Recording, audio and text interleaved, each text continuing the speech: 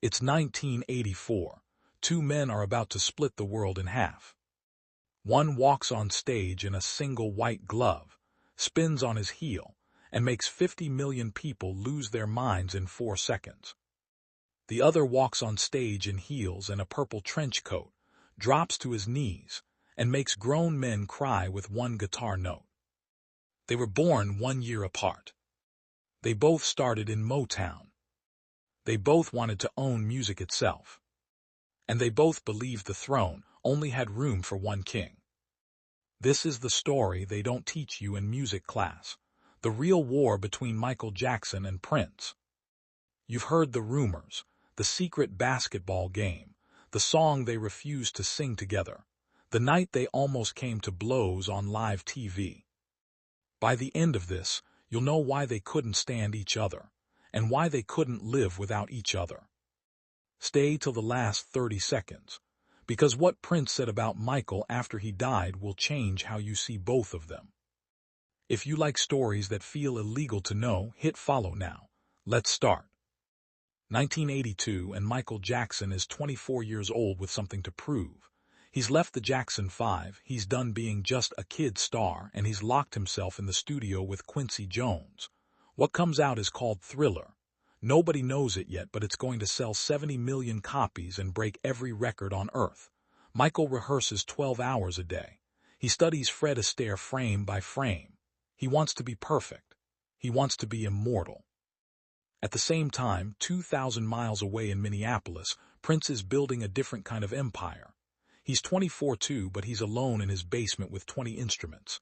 He writes the drums, plays the guitar, lays the bass, sings every vocal, mixes it himself. No band, no producer, no permission.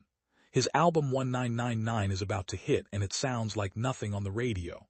It's funk, rock, sex, and apocalypse all in one. The media decides they're enemies before they even say a word to each other. Magazines run covers with split faces. King of Pop versus the Purple One. MTV plays Michael's videos on loop while Prince refuses to even make videos. He says, "If you want to see me, come to a show. Music is for your ears, not your eyes." But behind closed doors, they're watching each other closer than anyone. Michael has people record Prince's concerts and send him the tapes. He rewinds them at 2 a.m., studying how Prince moves a crowd without ever smiling. Prince calls Michael manufactured to his friends. Michael calls Prince reckless to his. Then 1983 happens, and the war goes live. Michael drops Beat It and Billie Jean. The Motown 25 special airs, and he invents the moonwalk on live television. 500 million people watch. Overnight, he's not a star anymore. He's a force of nature. Prince's answer is brutal and quiet. He goes into a studio and shoots a movie in 3 weeks. It's called Purple Rain, and it's half concert film, half confession. The soundtrack drops in June 1984.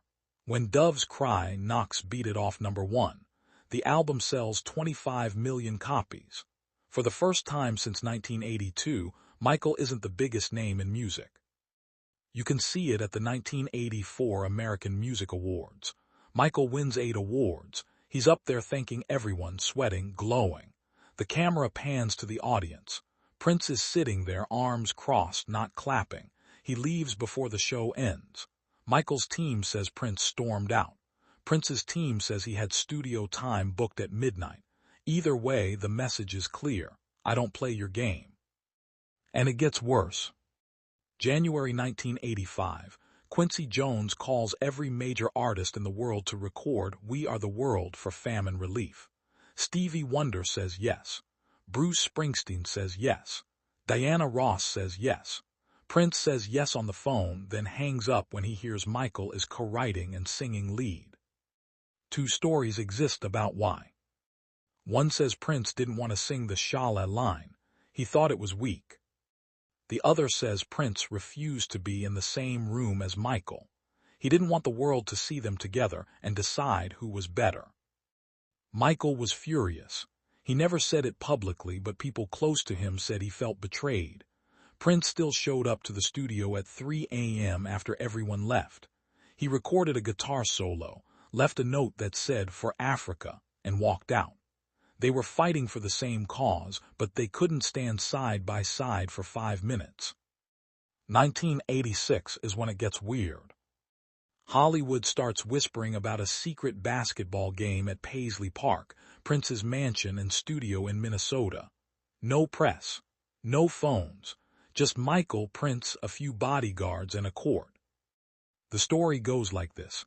Prince shows up in full purple outfit, platform boots, cape flowing. Michael shows up in sweats, white socks, loafers. They play. Michael's actually good. He played on school teams as a kid. Prince is trash-talking every possession. Nobody agrees on the score. Michael's people say he won 11-8. Prince's people say Prince let him win so it wouldn't turn into a fight. After the game, they sit down. For 20 minutes, no cameras, no music, no guards. Just two 27-year-olds who carried the weight of the world talking like normal people. Then they stand up, shake hands, and never speak alone again for years. That game became a myth, because it was the only time the armor came off. 1987, and Michael strikes back. He drops Bad. The album is darker, harder, more aggressive. The title track video shows him in a leather jacket walking into a subway to confront a gang. It's a message. I'm not soft anymore. I can be dangerous too. 2 months later, Prince answers with Sign O' the Times. A double album, no obvious hits. Funk, jazz, gospel, politics, sex, death. Critics call it a masterpiece. It's Prince saying, I don't need radio, I don't need MTV. You need me. They're playing different games now. Michael is playing to win the world. Prince is playing to never be owned by it. And here's the part nobody talks about. They respected each other's talent more than anyone else on earth. Prince called Michael a genius in private interviews. Michael kept a VHS of Prince's 1987 Syracuse concert in his tour bus and watched it before every show to get hyped. 1991, and MTV tries to end the war. They plan the first MTV Awards in Los Angeles and book both of them to perform. Back to back. Same stage. The whole world is waiting. Contracts are signed. Rehearsals are scheduled. 48 hours before showtime, Prince pulls out. Official reason, scheduling conflict. Real reason, nobody knows for sure. Some say Michael's team demanded top billing. Some say Prince heard Michael was planning a surprise dance move to outshine him. Some say Prince just decided the world wasn't ready for that moment. The show goes on. Michael performs Black or White and it's legendary. But for 30 years, fans have wondered what would have happened if they shared that stage. Then the unthinkable happens. June 25, 2009, Michael Jackson dies. Prince is asked about him a few months later. He pauses for a long time. Then he says, I loved him. He was my brother. We were competitive, but I respected him. April 21, 2016, Prince dies. Michael's estate releases a statement. The world lost a creative icon. The war was over. The respect was left. So who won? Michael won the world. 400 million records sold. The moonwalk. The glove. The Super Bowl halftime show that changed live TV forever. Prince won the musicians. 39 albums. He wrote hits for other artists he never released himself. He sued Warner Bros. And won ownership of his masters at 35 years old. But here's the truth they both knew. They needed each other. Without Prince, Michael would have gotten too comfortable at the top. Without Michael, Prince would have stayed underground and never forced himself to be bigger. 2 kings, 1 throne. And the world was lucky enough to watch them tear it apart and rebuild it for 20 years. Now I want to hear from you. Team Michael or Team Prince? Drop it in the comments and tell me why. Was it the moonwalk and the precision, or the guitar solos and the rebellion? If this story hit you, hit like so more people see it.